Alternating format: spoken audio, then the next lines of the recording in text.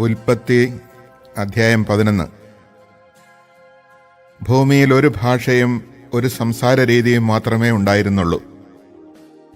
കിഴക്കുനിന്ന് വന്നവർ ഷീനാറിലൊരു സമതല പ്രദേശം കണ്ടെത്തി അവിടെ പാർപ്പുറപ്പിച്ചു. നമുക്ക് ഇഷ്ടികയുണ്ടാക്കി ചുട്ടെടുക്കാം എന്നവർ പറഞ്ഞു.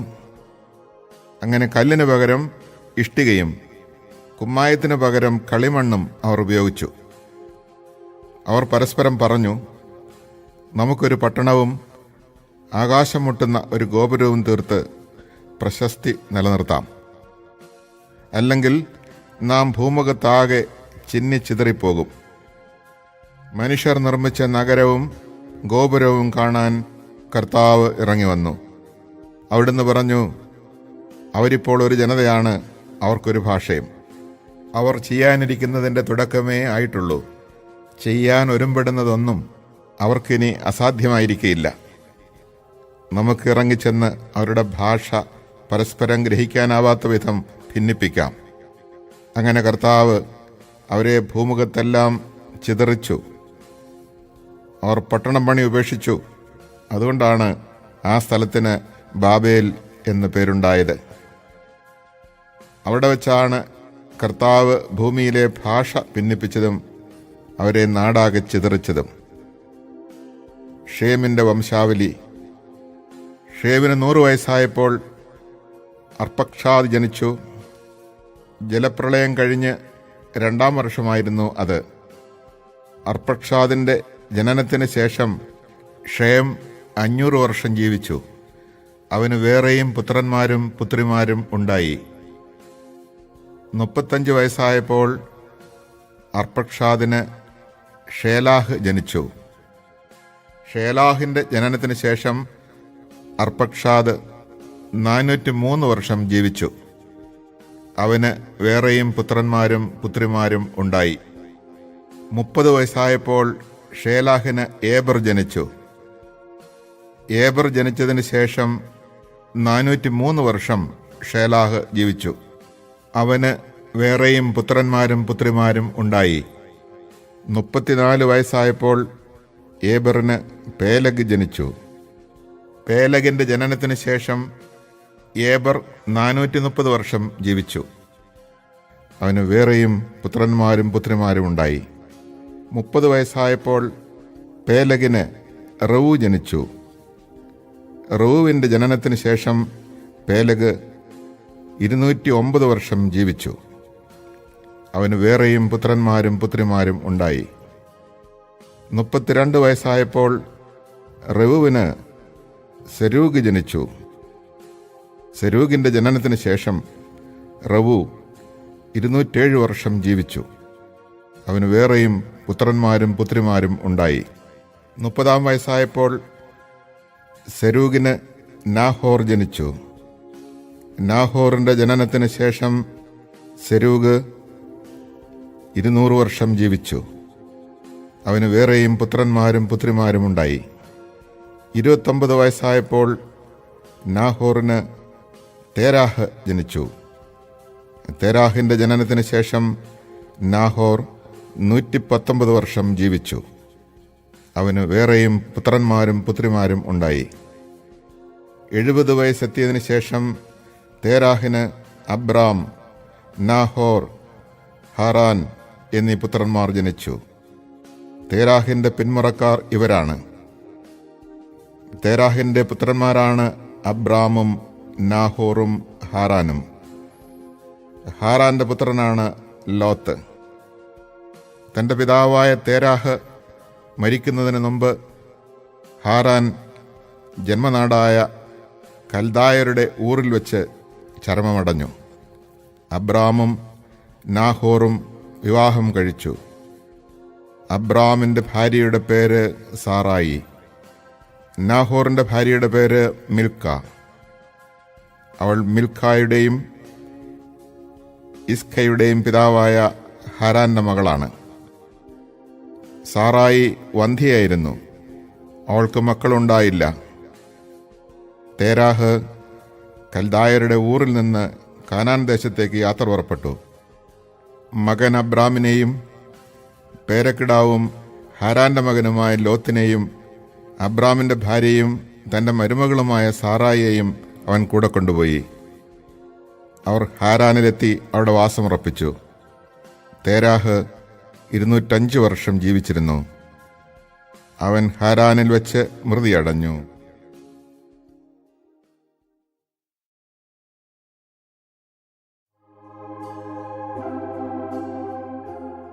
ഉൽപ്പത്തി അധ്യായം 12.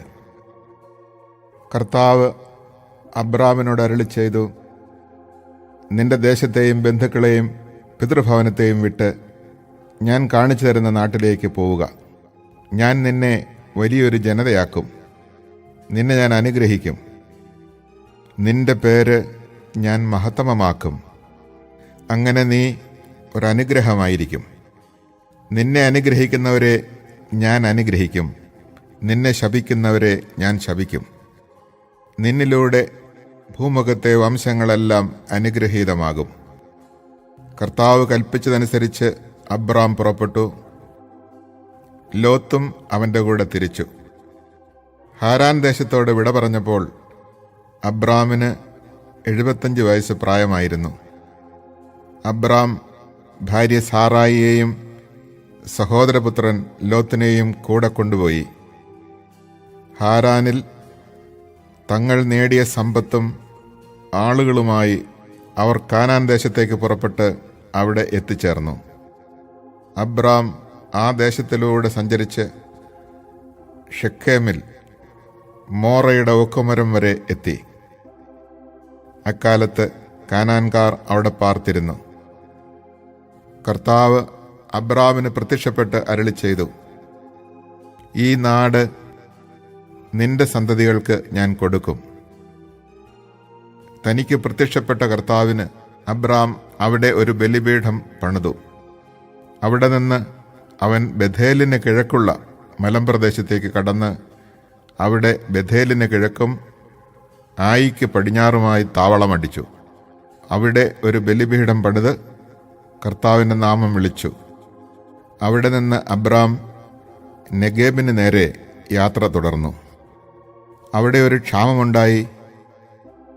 കടുത്ത ക്ഷാമമായിരുന്നതിനാൽ ഈജിപ്തിൽ പോയി പാർക്കാമെന്ന് കരുതി അബ്രാം അങ്ങോട്ട് തിരിച്ചു. ഈജിപ്തിലെത്താറായപ്പോൾ ഭാര്യ സാറായിയെ വിളിച്ചവൻ പറഞ്ഞു, നീ കാണാൻ അഴകുള്ളവളാണെന്ന് എനിക്കറിയാം. നിന്നെ കാണുമ്പോൾ ഈജിപ്തുകാർ പറയും, ഇവൾ അവൻ്റെ ഭാര്യയാണ്. എന്നിട്ട് എന്നെ അവർ കൊന്നുകളയും, നിന്നെ ജീവിക്കുവാൻ അനുവദിക്കുകയും ചെയ്യും. നീ മൂലം എനിക്ക് ആപത്തുണ്ടാകാതിരിക്കാൻ നിന്നെപ്രതി അവർ എൻ്റെ ജീവൻ രക്ഷിക്കാൻ വേണ്ടി നീ എൻ്റെ സഹോദരിയാണെന്ന് പറയണം. അവർ ഈജിപ്തിലെത്തി. അവൾ കാണാൻ വളരെ അഴകുള്ളവളാണെന്ന് ഈജിപ്തുകാർക്ക് മനസ്സിലായി. അവളെ കണ്ടപ്പോൾ ഫറവോയുടെ സേവകന്മാർ അവളെപ്പറ്റി ഫറവോയോട് പുകഴ്ത്തി പറഞ്ഞു. അവൾ ഫറവോയുടെ കൊട്ടാരത്തിലേക്ക് ആനയിക്കപ്പെട്ടു. ഫറവോ അവളെ പ്രതി അബ്രാമിനോട് നന്നായി പെരുമാറി. അവന് ആടുകൾ, കാളകൾ, കഴുതകൾ, ഒട്ടകങ്ങൾ, വേലക്കാർ, വേലക്കാരികൾ എന്നിവ ലഭിച്ചു. പക്ഷേ അബ്രാമിൻ്റെ ഭാര്യ സാറായിയെ പ്രതി കർത്താവ് ഫറവോയെയും കുടുംബത്തെയും മഹാമാരികളാൽ പീഡിപ്പിച്ചു. തന്മൂലം ഫറവോ അബ്രാമിനെ വിളിച്ചു പറഞ്ഞു, നീ ചെയ്തത് എന്താണ്? അവൾ നിന്റെ ഭാര്യയാണെന്ന് എന്നോട് പറയാതിരുന്നത് എന്തുകൊണ്ട്?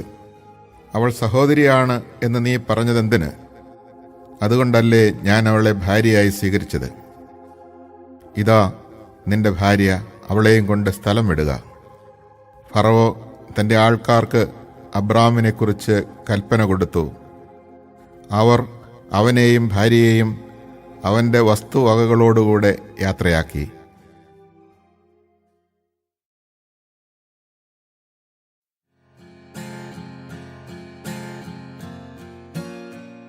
ഉൽപ്പത്തി അധ്യായം 13.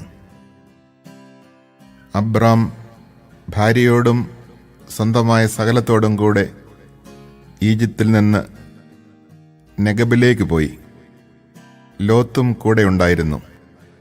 അബ്രാമിന് ധാരാളം കന്നുകാലികളും സ്വർണവും വെള്ളിയും ഉണ്ടായിരുന്നു.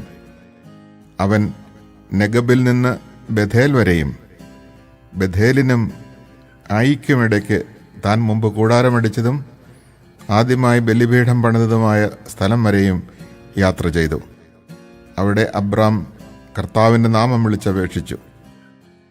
അവൻ്റെ കൂടെ പുറപ്പെട്ട ലോത്തിനും ആട്ടിൻപറ്റങ്ങളും കന്നുകാലിക്കൂട്ടങ്ങളും കൂടാരങ്ങളും ഉണ്ടായിരുന്നു. അവർക്ക് ഒന്നിച്ച് താമസിക്കുവാൻ ആ ദേശം മതിയായില്ല. കാരണം അവർക്ക് വളരെയേറെ സമ്പത്തുണ്ടായിരുന്നു. ഒന്നിച്ചു പാർക്കുക വയ്യാതായി. അബ്രാമിൻ്റെയും ലോത്തിൻ്റെയും കന്നുകാലികളെ മേയ്ക്കുന്നവർ തമ്മിൽ കലഹമുണ്ടായി. അക്കാലത്ത് കാനാൻകാരും പെരീസ്യരും അന്നാട്ടിൽ പാർത്തിരുന്നു. അബ്രാം ലോത്തിനോട് പറഞ്ഞു, നമ്മൾ തമ്മിലും നമ്മുടെ ഇടയന്മാർ തമ്മിലും കലഹമുണ്ടാകരുത്. കാരണം നമ്മൾ സഹോദരന്മാരാണ്. ഇതാ, ദേശമെല്ലാം നിന്റെ കൺമുമ്പിലുണ്ടല്ലോ. എന്നെ പിരിഞ്ഞു പോവുക. ഇടത്ത് ഭാഗമാണ് നിനക്ക് വേണ്ടതെങ്കിൽ ഞാൻ വലത്തേക്ക് പോയിക്കൊള്ളാം. വലത്ത് ഭാഗമാണ് നിനക്കിഷ്ടമെങ്കിൽ ഞാൻ ഇടത്തേക്ക് പോയിക്കൊള്ളാം. ജോർദാൻ സമതലം മുഴുവൻ ജലപുഷ്ടിയുള്ള ഭൂമിയാണെന്ന് ലോത്ത് കണ്ടു. അത് കർത്താവിൻ്റെ തോട്ടം പോലെയും സോവാറിന് നേരെയുള്ള ഈജിപ്തിലെ മണ്ണ് പോലെയുമായിരുന്നു. കർത്താവ് സോദോമും ഗൊമോറയും നശിപ്പിക്കുന്നതിന് മുമ്പുള്ള അവസ്ഥയായിരുന്നു അത്. ലോത്ത് ജോർദാൻ സമതലം തിരഞ്ഞെടുത്തു. അവൻ കിഴക്കോട്ട് യാത്ര തിരിച്ചു. അങ്ങനെ അവർ തമ്മിൽ പിരിഞ്ഞു. അബ്രാം കാനാൻ ദേശത്തെ താമസമാക്കി. ലോത്ത് സമതലത്തിലെ നഗരങ്ങളിലും വസിച്ചു. അവൻ സോദോമിനടുത്ത് കൂടാരമടിച്ചു. സോദോമിലെ ആളുകൾ ദുഷ്ടന്മാരും കർത്താവിൻ്റെ മുമ്പിൽ മഹാപാപികളുമായിരുന്നു. അബ്രാം ലോത്തിൽ നിന്ന് വേർപെട്ടതിന് ശേഷം കർത്താവ് അബ്രാമിനോട് പറഞ്ഞു, നീ തലയുയർത്തി കിഴക്കോട്ടും പടിഞ്ഞാറോട്ടും തെക്കോട്ടും വടക്കോട്ടും നോക്കുക. നീ കാണുന്ന പ്രദേശമെല്ലാം നിനക്കും നിന്റെ സന്താന പരമ്പരകൾക്കും എന്നേക്കുമായി ഞാൻ തരും. ഭൂമിയിലെ പൂഴി പോലെ നിന്റെ സന്തതികളെ ഞാൻ വർദ്ധിപ്പിക്കും. പൂഴി ആർക്കെങ്കിലും എണ്ണിത്തീർക്കാമെങ്കിൽ നിന്റെ സന്തതികളെയും എണ്ണാനാവും. എഴുന്നേറ്റ് ഈ ഭൂമിക്ക് നെടുകയും കുറുകയും നടക്കുക. അത് നിനക്ക് ഞാൻ തരും. അബ്രാം തൻ്റെ കൂടാരം മാറ്റി ഹെബ്രോണിലുള്ള മാമ്രയുടെ ഒക്കുമരങ്ങൾക്ക് സമീപം താമസമാക്കി. അവിടെ അവൻ കർത്താവിന് ഒരു ബലിപീഠം നിർമ്മിച്ചു.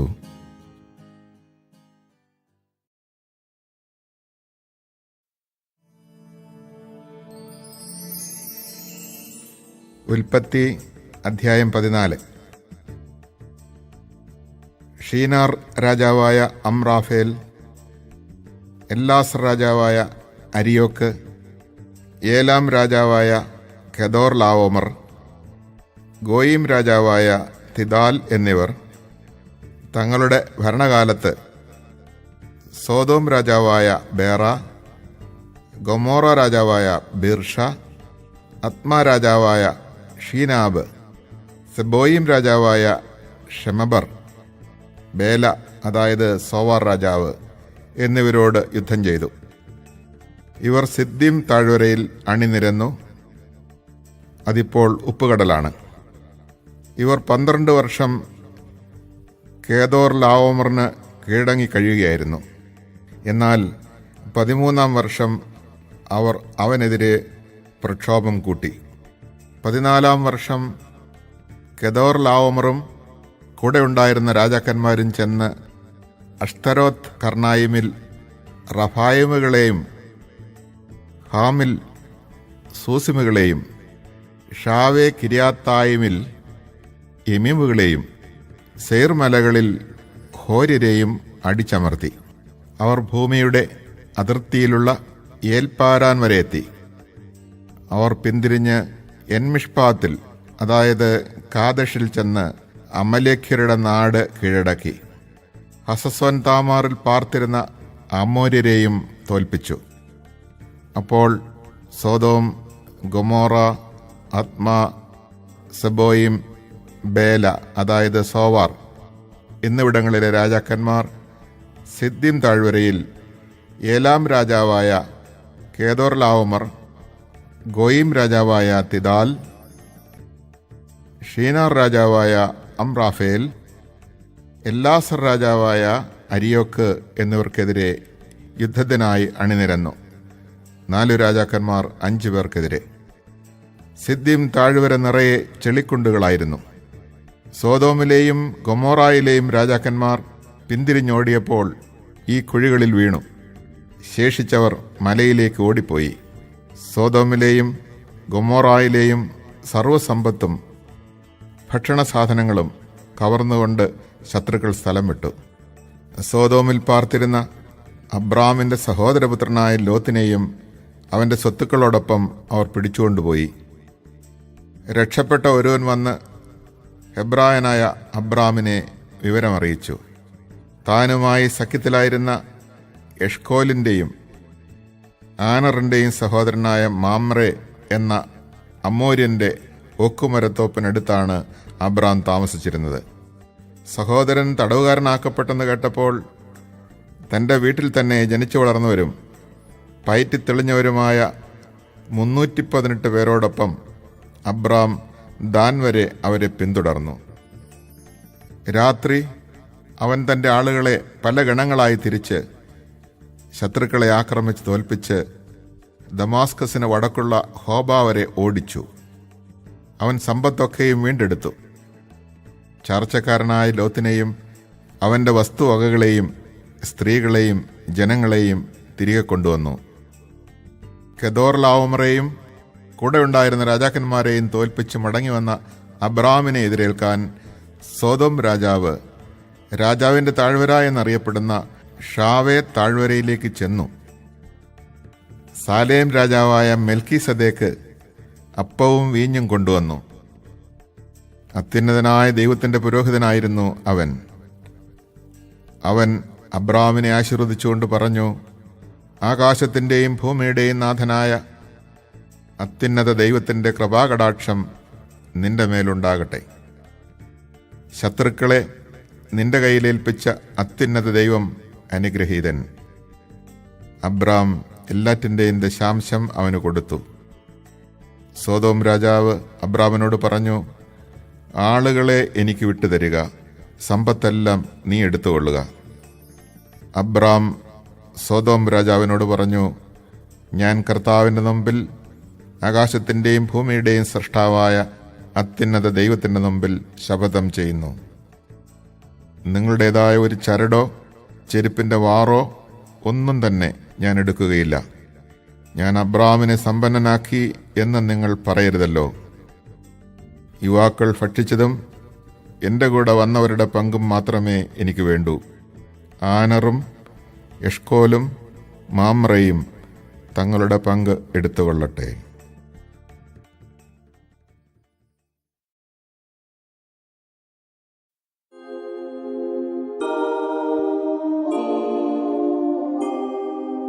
ഉൽപ്പത്തി അധ്യായം 15. അബ്രാമിന് ദർശനത്തിൽ കർത്താവിൻ്റെ അരുളപ്പാടുണ്ടായി. അബ്രാം, ഭയപ്പെടേണ്ട, ഞാൻ നിനക്ക് പരിചയമാണ്. നിന്റെ പ്രതിഫലം വളരെ വലുതായിരിക്കും. അബ്രാം ചോദിച്ചു, കർത്താവായ ദൈവമേ, സന്താനങ്ങളില്ലാത്ത എനിക്ക് എന്ത് പ്രതിഫലമാണ് ലഭിക്കുക? ദമാസ്കസുകാരൻ ഏലിയേസറാണ് എൻ്റെ വീടിൻ്റെ അവകാശി. അബ്രാം തുടർന്നു, എനിക്കൊരു സന്താനത്തെ അവിടുന്ന് തന്നിട്ടില്ല. എൻ്റെ വീട്ടിൽ പിറന്ന ദാസരിലൊരുവനായിരിക്കും എൻ്റെ അവകാശി. വീണ്ടും അവന് കർത്താവിൻ്റെ അരുളപ്പാടുണ്ടായി, നിന്റെ അവകാശി അവനായിരിക്കുകയില്ല, നിന്റെ മകൻ തന്നെ ആയിരിക്കും. അവിടുന്ന് അവനെ പുറത്തേക്ക് കൊണ്ടുവന്നിട്ട് പറഞ്ഞു, ആകാശത്തേക്ക് നോക്കുക, ആ കാണുന്ന നക്ഷത്രങ്ങളുടെ എണ്ണമെടുക്കാൻ കഴിയുമോ? നിന്റെ സന്താന പരമ്പരയും അതുപോലെ ആയിരിക്കും. അവൻ കർത്താവിൽ വിശ്വസിച്ചു. അവിടുന്ന് അത് അവന് നീതീകരണമായി കണക്കാക്കി. അവിടുന്ന് തുടർന്ന് അരുളി ചെയ്തു, ഈ നാട് നിനക്ക് അവകാശമായി തരാൻ വേണ്ടി നിന്നെ കൽദായരുടെ ഊറിൽ നിന്ന് കൊണ്ടുവന്ന കർത്താവാണ് ഞാൻ. അവൻ ചോദിച്ചു, ദൈവമായ കർത്താവേ, ഇത് സംഭവിക്കുമെന്ന് ഞാൻ എങ്ങനെ അറിയും? അവിടുന്ന് കൽപ്പിച്ചു, 3 വയസ്സ് വീതം പ്രായമുള്ള ഒരു പശുക്കിടാവ്, ഒരു പെണ്ണാട്, ഒരു മുട്ടനാട് എന്നിവയെയും ഒരു ചെങ്ങാലിയെയും ഒരു ഇളം പ്രാവിനെയും എനിക്കായി കൊണ്ടുവരിക. അവൻ അവയെല്ലാം കൊണ്ടുവന്നു. അവയെ 2 പിളർന്ന് ഭാഗങ്ങൾ നേർക്കുനേരെ വെച്ചു. പക്ഷികളെ അവൻ പിളർന്നില്ല. പിണത്തിന്മേൽ കഴുകന്മാർ ഇറങ്ങി വന്നപ്പോൾ അബ്രാം അവയെ ആട്ടി ഓടിച്ചു. സൂര്യൻ അസ്തമിച്ചുകൊണ്ടിരുന്നപ്പോൾ അബ്രാം ഗാഢനിദ്രയിലാണ്ടു. ഭീകരമായ അന്ധകാരം അവനെ ആവരണം ചെയ്തു. അപ്പോൾ കർത്താവ് അരുളി ചെയ്തു, നീ ഇതറിഞ്ഞുകൊള്ളുക, നിന്റെ സന്താനങ്ങൾ സ്വന്തമല്ലാത്ത നാട്ടിൽ പരദേശികളായി കഴിഞ്ഞുകൂടും. അവർ ദാസ്യവേല ചെയ്യും. 400 കൊല്ലം അവർ പീഡനങ്ങൾ അനുഭവിക്കും. എന്നാൽ അവരെ അടിമപ്പെടുത്തുന്ന രാജ്യത്തെ ഞാൻ കുറ്റം വിധിക്കും. അതിനുശേഷം ധാരാളം സമ്പത്തുമായി അവർ പുറത്തു വരും. നീ സമാധാനത്തോടെ നിന്റെ പിതാക്കളോട് ചേരും. വാർദ്ധക്യ പരിപൂർത്തിയിൽ നീ സംസ്കരിക്കപ്പെടും. 4-ാം തലമുറയിൽ അവർ ഇങ്ങോട്ട് തിരിച്ചു പോരും. എന്തെന്നാൽ അമോര്യരുടെ ദുഷ്ടത ഇനിയും പൂർത്തിയായിട്ടില്ല. സൂര്യൻ അസ്തമിച്ച് അന്ധകാരം വ്യാപിച്ചപ്പോൾ പുകയുന്ന ഒരു തീച്ചൂള കാണാറായി. ജ്വലിക്കുന്ന ഒരു തീനാളം പിളർന്നിട്ടിരുന്ന കഷണങ്ങളുടെ നടുവിലൂടെ കടന്നുപോയി. അന്ന് കർത്താവ് അബ്രാമിനോട് ഒരു ഉടമ്പടി ചെയ്തു, നിന്റെ സന്താന പരമ്പരയ്ക്ക് ഈ നാട് ഞാൻ തന്നിരിക്കുന്നു. ഈജിപ്ത് നദി മുതൽ മഹാനദിയായ യൂഫ്രട്ടീസ് വരെയുള്ള സ്ഥലങ്ങൾ, കേന്യർ, കെനീസ്യർ, കദ്മോന്യർ, ഹിത്യർ, പെരീസ്യർ, റഫായിം, അമോര്യർ, കാനാന്യർ, ഗിർഗാഷ്യർ, ജബൂസ്യർ എന്നിവരുടെ പ്രദേശമൊക്കെയും ഞാൻ നിങ്ങൾക്ക് തന്നിരിക്കുന്നു.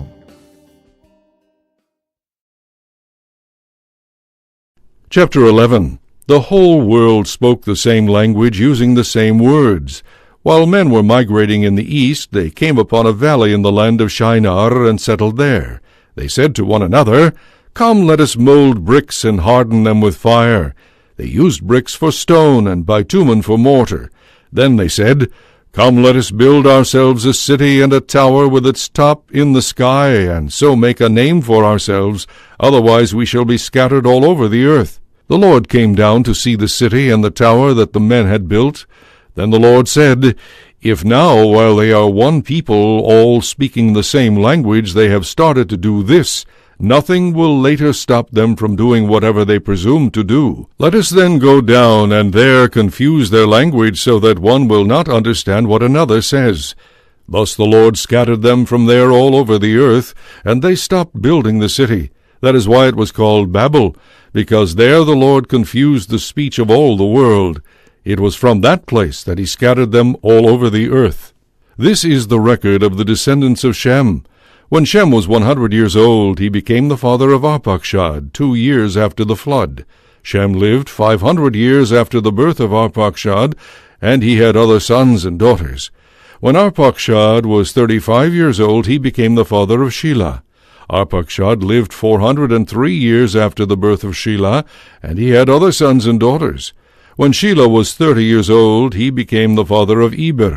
Shelah lived 403 years after the birth of Eber, and he had other sons and daughters. When Eber was 34 years old, he became the father of Peleg. Eber lived 430 years after the birth of Peleg, and he had other sons and daughters. When Peleg was 30 years old, he became the father of Reu. Peleg lived 209 years after the birth of Reu, and he had other sons and daughters. When Reu was 32 years old, he became the father of Serug.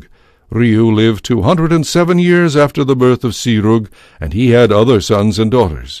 When Serug was 30 years old, he became the father of Nahor. Serug lived 200 years after the birth of Nahor, and he had other sons and daughters. When Nahor was 29 years old, he became the father of Terah. Nahor lived 119 years after the birth of Terah, and he had other sons and daughters. When Terah was 70 years old, he became the father of Abram, Nahor, and Haran. This is the record of the descendants of Terah. Terah became the father of Abram, Nahor, and Haran became the father of Lot. Haran died before his father Terah in his native land in Ur of the Chaldeans. Abram and Nahor took wives. The name of Abram's wife was Sarai, and the name of Nahor's wife was Milcah, daughter of Haran, the father of Milcah and Iscah. Sarai was barren, she had no child. Terah took his son Abram, his grandson Lot, son of Haran, and his daughter-in-law Sarai, the wife of his son Abram, and brought them out of Ur of the Chaldeans to go to the land of Canaan. But when they reached Haran, they settled there. The lifetime of Terah was 205 years, then Terah died in Haran. Chapter 12. The Lord said to Abram, Go forth from the land of your kinsfolk and from your father's house to a land that I will show you. I will make of you a great nation, and I will bless you. I will make your name great so that you will be a blessing. I will bless those who bless you and curse those who curse you. All the communities of the earth shall find blessing in you. Abram went as the Lord directed him, and Lot went with him. Abram was 75 years old when he left Haran. Abram took his wife Sarai, his brother's son Lot, all the possessions that they had accumulated, and the persons they had acquired in Haran, and they set out for the land of Canaan. When they came to the land of Canaan, Abram passed through the land as far as the sacred place at Shechem, by the terebinth of Moreh. The Canaanites were then in the land. The Lord appeared to Abram and said, To your descendants I will give this land. So Abram built an altar there to the Lord who had appeared to him. From there he moved on to the hill country east of Bethel, pitching his tent with Bethel to the west and Ai to the east. He built an altar there to the Lord and invoked the Lord by name. Then Abram journeyed on by stages to the Negeb. There was famine in the land, so Abram went down to Egypt to sojourn there, since the famine in the land was severe. When he was about to enter Egypt, he said to his wife Sarai, I know well how beautiful a woman you are. When the Egyptians see you, they will say, She is his wife. Then they will kill me, but let you live. Please say therefore that you are my sister, so that it may go well with me on your account, and my life may be spared for your sake. When Abram came to Egypt, the Egyptians saw how beautiful the woman was, and when Pharaoh's courtiers saw her, they praised her to Pharaoh. So she was taken into Pharaoh's palace. On her account it went very well with Abram, and he received flocks and herds, male and female slaves, male and female asses and camels. But the Lord struck Pharaoh and his household with severe plagues because of Abram's wife Sarai. Then Pharaoh summoned Abram and said to him, How could you do this to me? Why didn't you tell me she was your wife?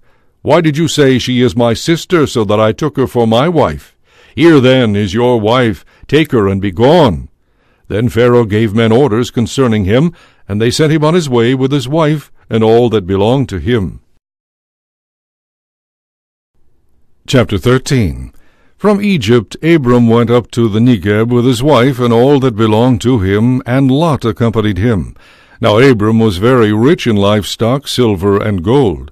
From the Negeb he traveled by stages toward Bethel, to the place between Bethel and Ai, where his tent had formerly stood, the site where he had first built the altar, and there he invoked the Lord by name. Lot, who went with Abram, also had flocks and herds and tents, so that the land could not support them if they stayed together. Their possessions were so great that they could not dwell together. There were quarrels between the herdsmen of Abram's livestock and those of Lot's. At this time the Canaanites and the Perizzites were occupying the land.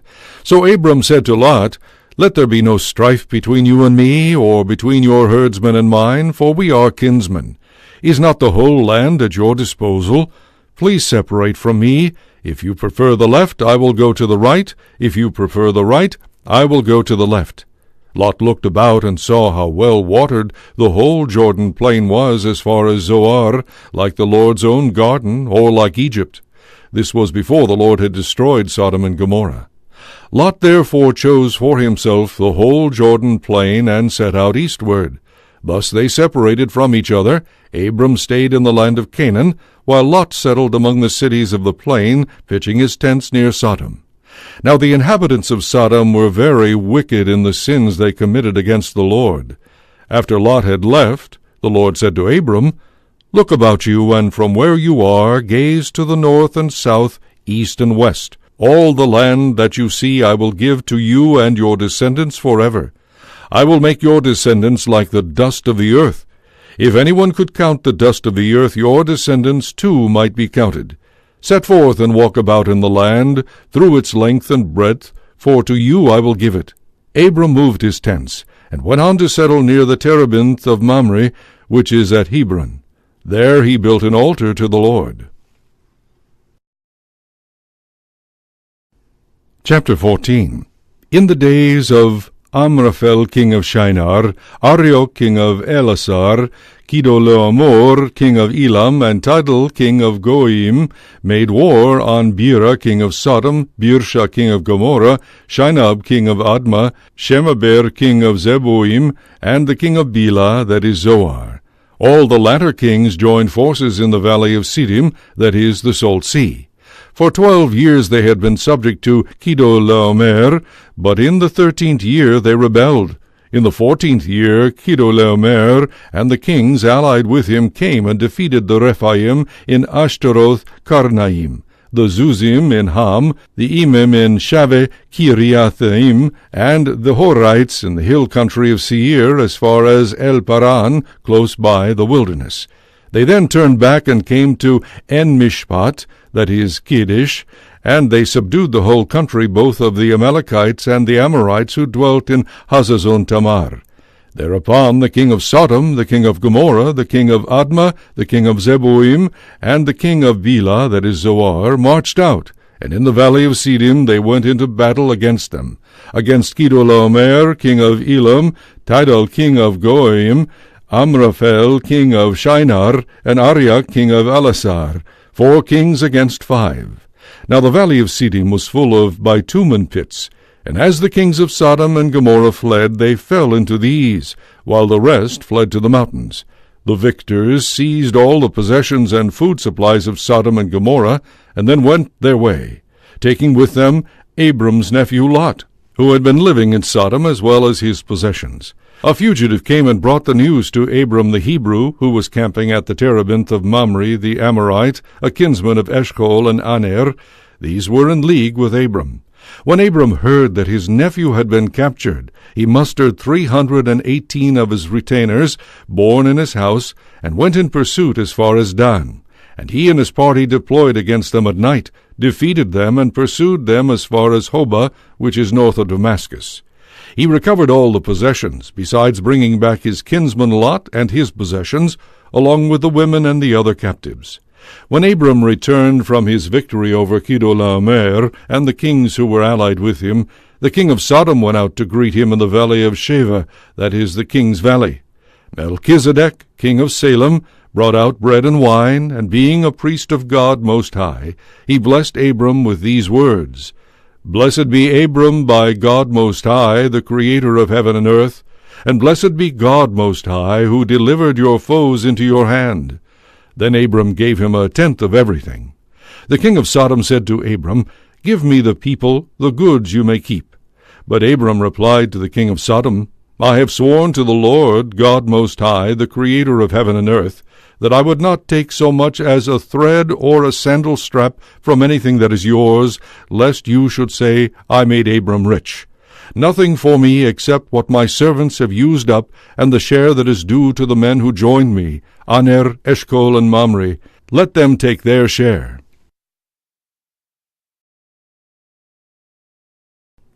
Chapter 15. Sometime after these events, this word of the Lord came to Abram in a vision. Fear not, Abram, I am your shield, I will make your reward very great.